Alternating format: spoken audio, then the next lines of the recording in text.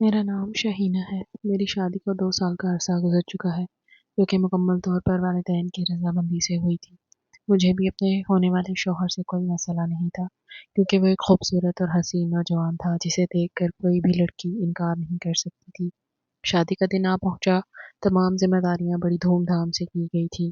میرا سسرالی خاندان ایک ایسا خاندان تھا جس کے خواب ہر لڑکی دیکھتی ہے۔ تمام طرح آسائشوں سے مزین محل جیسا گھر، نوکر چاکر، گاڑیاں، حتیٰ کہ زندگی کی تمام تر سہولیات وہاں میسر تھی۔ شادی والے دن میں تھوڑی سی گھبراہٹ کا شکار تھی، شاید کہ ہر لڑکی کی اس دن یہی کیفیت ہوتی ہے۔ میں جواد کے گھر اپنا پہلا قدم رکھ چکی تھی۔ اس کی امی مجھے بڑے نازوں سے بہو بنا کر لائی تھی۔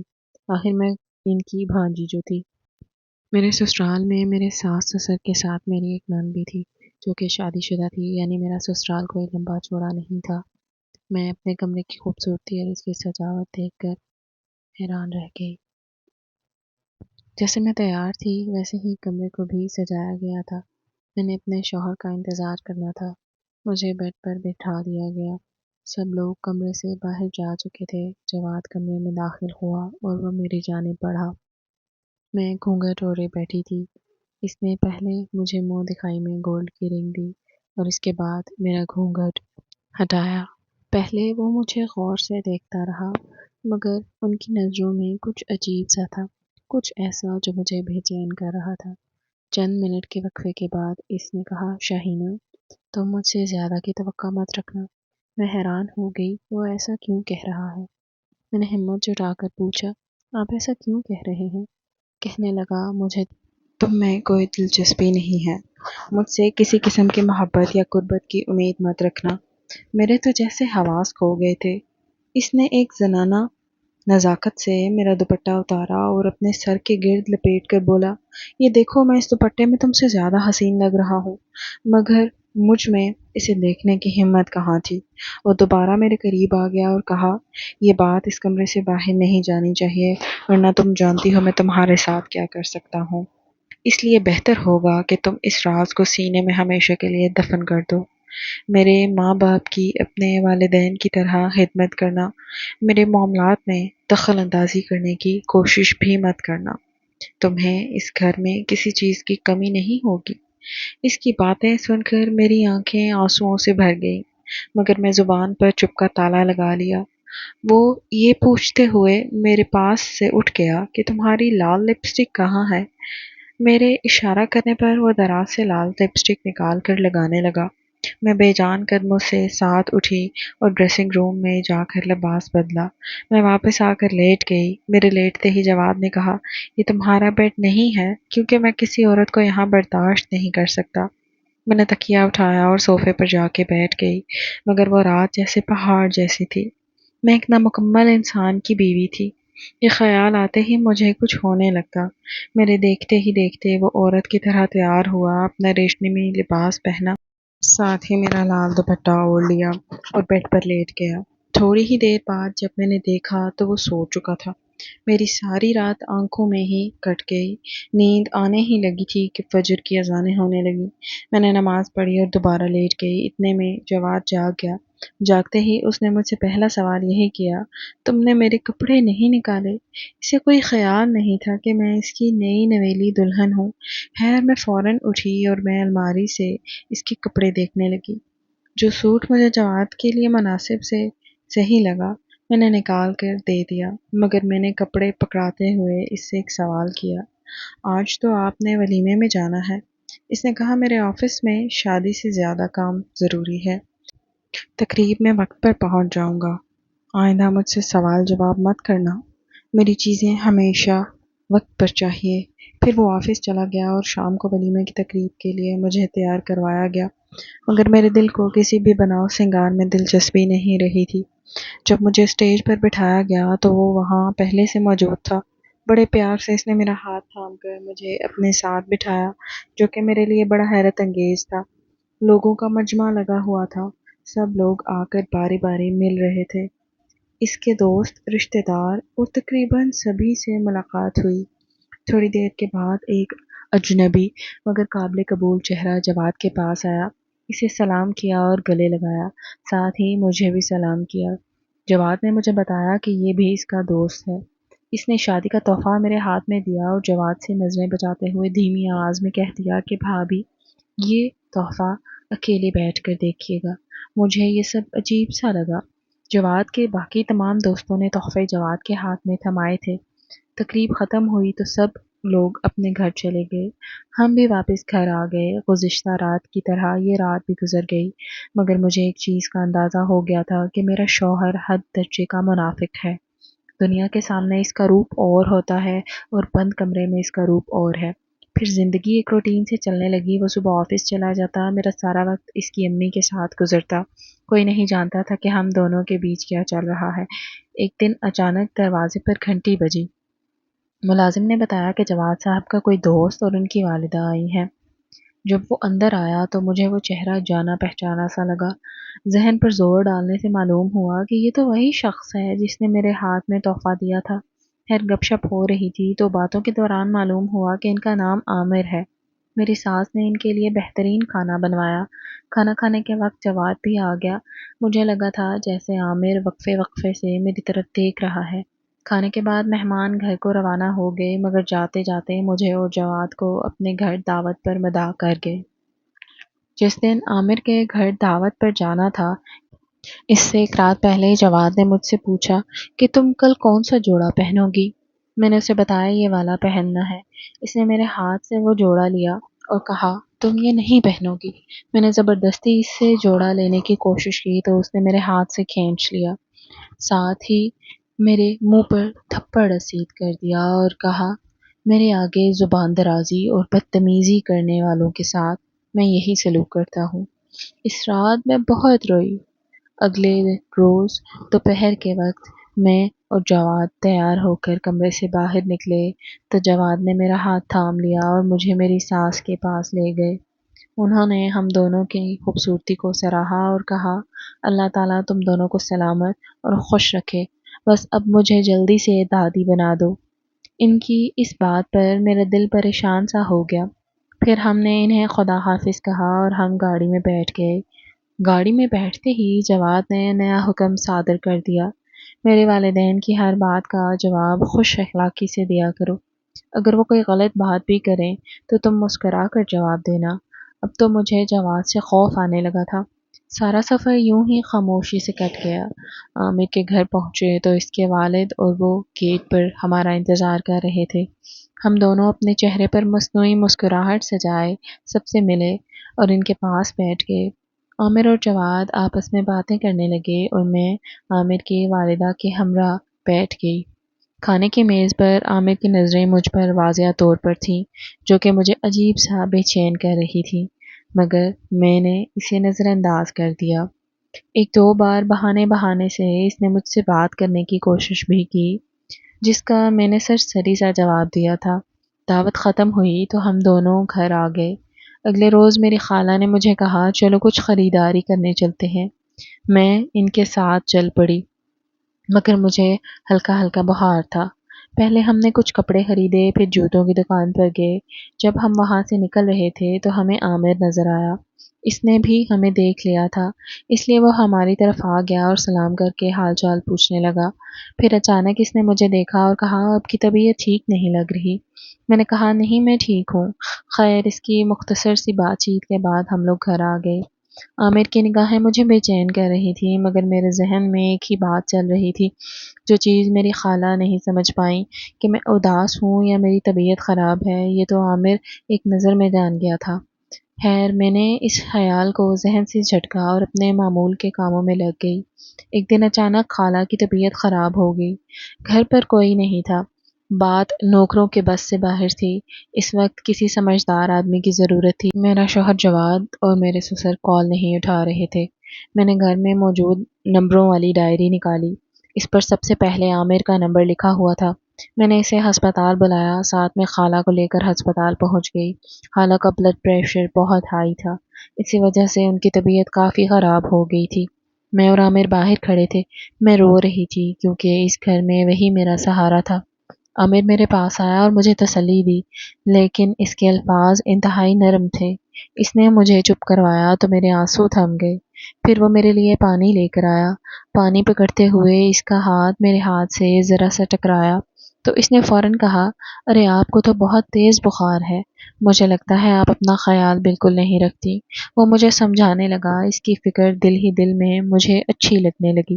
تھوڑی دیر بعد ڈاکٹر نے آ کر بتایا کہ حالہ ہوش میں آ گئی ہیں، ہم ان سے مل سکتے ہیں، رات کو انہیں گھر بھی لے جا سکتے ہیں۔ میں نے عامر کا شکریہ ادا کیا جس کی وجہ سے ہم وقت پر ہسپتال پہنچ گئے تھے۔ حالات بالکل ٹھیک تھے۔ تھوڑی دیر بعد جواد اور میرے سسر بھی آ گئے۔ شام کو ہم سب خالہ کو گھر واپس لے آئے تھے۔ عامر نے رات کا کھانا ہمارے ساتھ کھایا اور 10 بجے کے قریب وہ اپنے گھر چلا گیا، مگر جاتے جاتے چپکے سے ایک بار مجھے میرا خیال رکھنے کی تلقین کر گیا۔ عامر کے جانے کے بعد خالہ نے مجھے اور جواد کو اپنے کمرے میں بلایا اور کہا کہ اب میری زندگی کا کوئی بھروسہ نہیں ہے، میں اپنے پوتے پوتیاں دیکھنا چاہتی ہوں، مجھے دادی بنا دو تاکہ میں دوبارہ زندگی کی طرف لوٹ آؤں۔ میں نے ان کی بات پر مسکرا کر کہا، انشاءاللہ خالہ آپ کو بہت جلد خوشخبری دیں گے۔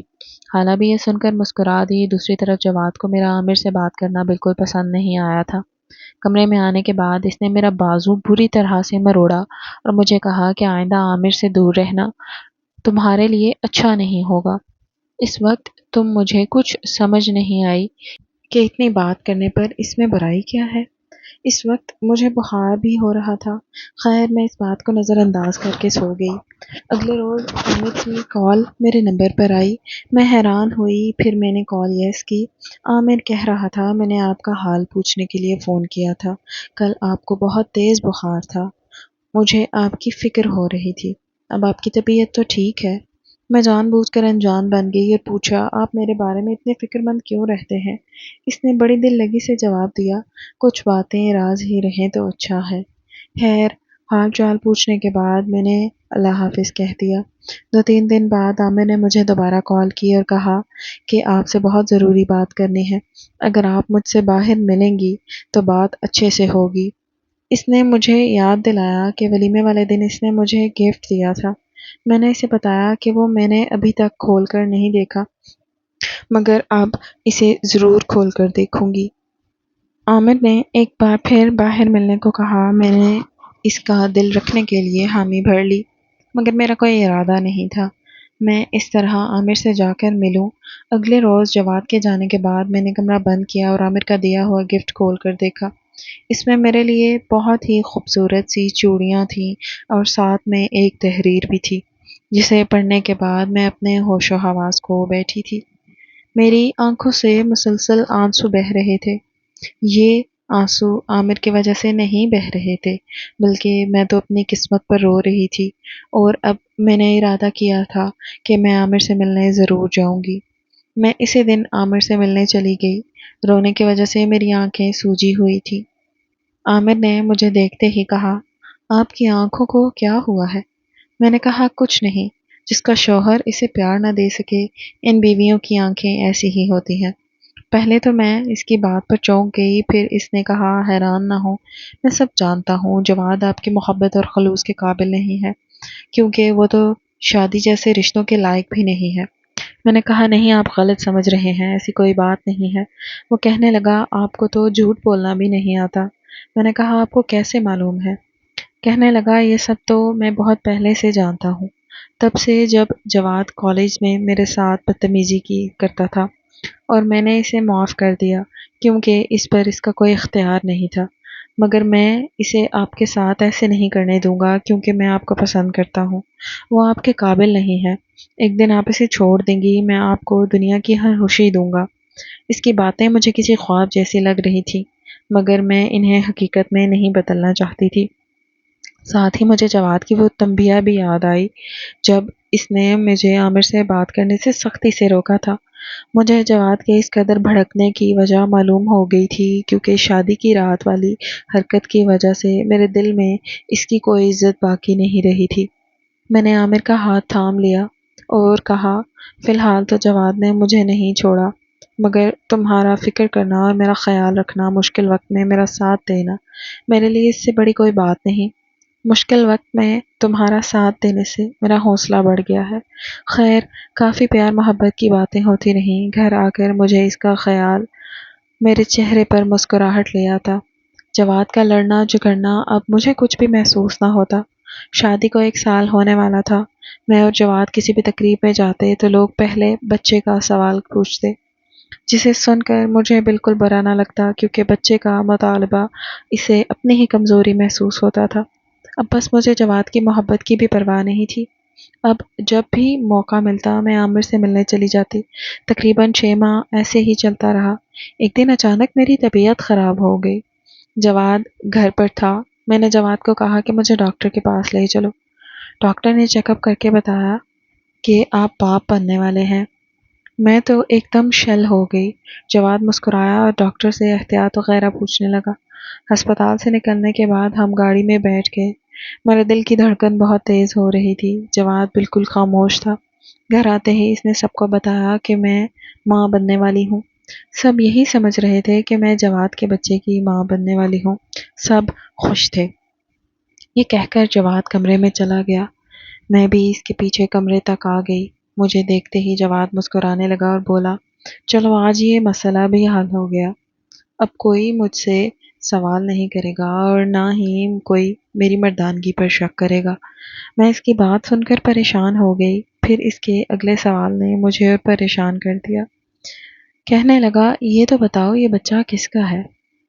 پہلے تو میں چپ رہی، پھر میں نے ڈرتے ڈرتے جواب دیا، یہ بچہ عامر کا ہے۔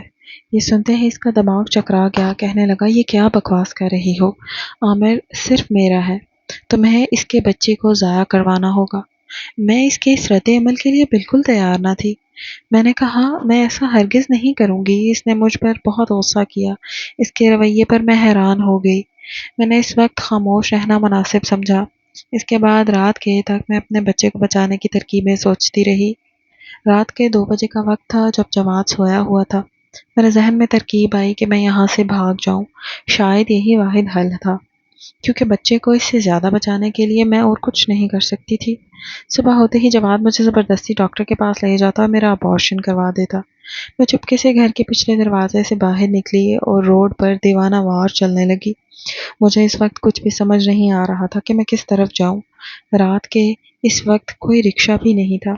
میرے دماغ میں بس ایک ہی بات تھی کہ مجھے جواد سے دور جانا ہے، بہت دور، تاکہ وہ میرے بچے کو نقصان نہ پہنچا سکے۔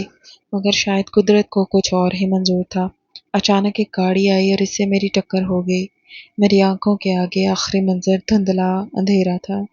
میری آنکھ کھلی تو میں نے ہسپتال کے بیڈ پر خود کو پایا۔ میرے سامنے عامر بیٹھا تھا۔ میں نہیں جانتی تھی کہ وہ یہاں کیسے آیا۔ اسے کیا معلوم ہوا کہ میں گھر سے باہر جا رہی ہوں؟ اسے دیکھتے ہی میں نے کہا، عامر پلیز میرے بچے کو بچا لو۔ اس نے مجھے تسلی دیتے ہوئے کہا، شاہینہ اب تمہارا بچہ اس دنیا میں نہیں رہا۔ میری تو یہ بات سنتے ہی دنیا لٹ گئی۔ میں رونے لگی تھی۔ عامر نے مجھے بہت تسلی دی۔ اس نے کہا، بچہ دوبارہ بھی ہو سکتا ہے، پریشان ہونے کی ضرورت نہیں۔ وہ مجھے چپ کروانے کی کوشش کر رہا تھا، مگر میرے آنسو تھم نہیں رہے تھے۔ عامر مجھے تسلی دے رہا تھا، مگر مجھے لگ رہا تھا میری زندگی میں کچھ باقی نہیں ہے۔ اس دن کے بعد میرا کسی سے بات کرنے کا دل نہ چاہا۔ ایک رات مجھے خواب میں لگا جیسے جواد میرے پاس آیا ہے اور وہ مجھ سے کہہ رہا تھا کہ اب تمہیں مجھ سے کوئی نہیں بچا سکتا۔ اس دن میں اتنا ڈری کہ دوبارہ پرسکون نیند نہ آئی۔ میں نے بہت کوشش کی کہ میرا دل بہل جائے۔ وہ میرے چہرے پر مسکراہٹ دیکھنے کے لیے ترس رہا تھا، مگر میرے اندر کچھ بولنے کی سکت نہیں تھی۔ بالآخر ڈاکٹرز کے 6 مہینے کی محنت کے بعد میں اٹھ کر چلنے پھرنے اور بولنے کے قابل ہوئی۔ مجھے اس نے اپنی محبت کا بار بار یقین دلایا۔ عامر کی محبت کا خوبصورت اظہار سن کر مجھے زندگی حسین لگتی۔ اس نے مجھے اپنے ساتھ چلنے کا کہا، جس پر مجھے کوئی اعتراض نہیں تھا۔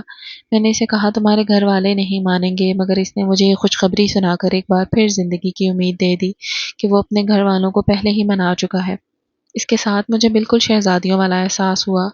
اس نے جواد کے خلاف خلا کا مقدمہ دائر کر دیا۔ بہت جلد ہی ہماری طلاق ہو گئی۔ عدت پوری ہونے کے بعد عامر نے مجھ سے نکاح کر لیا۔